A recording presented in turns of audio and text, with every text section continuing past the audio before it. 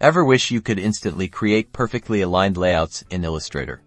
Well, buckle up, because today we're diving deep into how to split your artboard into a super useful 3x3 grid, making design work a breeze. First things first, let's make sure our rulers are visible. Head up to the View menu, and select Rulers or press Command R on a Mac, or Control R on a PC. This is essential. See those rulers at the top and side of your artboard?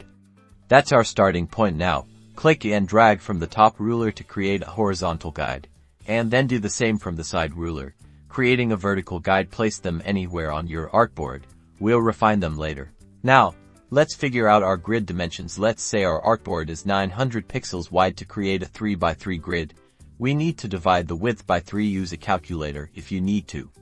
You'll get 300 pixels per column. Return to your artboard, click on your first vertical guide and go to the Properties panel. There is a small box that allows you to enter exact coordinates for the guide. Enter 300px as its horizontal position. Hit enter. This will precisely position our first vertical guide. Now, create a second vertical guide. Place it at 600px. Enter 600px to the guide's horizontal position. You should now have 3 equal columns on your artboard.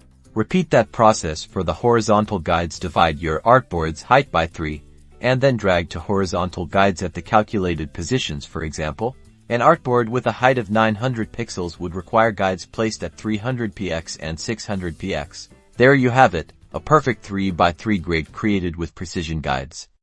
Any objects or elements you place on your artboard will now easily snap to the grid, providing you with unmatched alignment and balance in your designs. Have fun creating.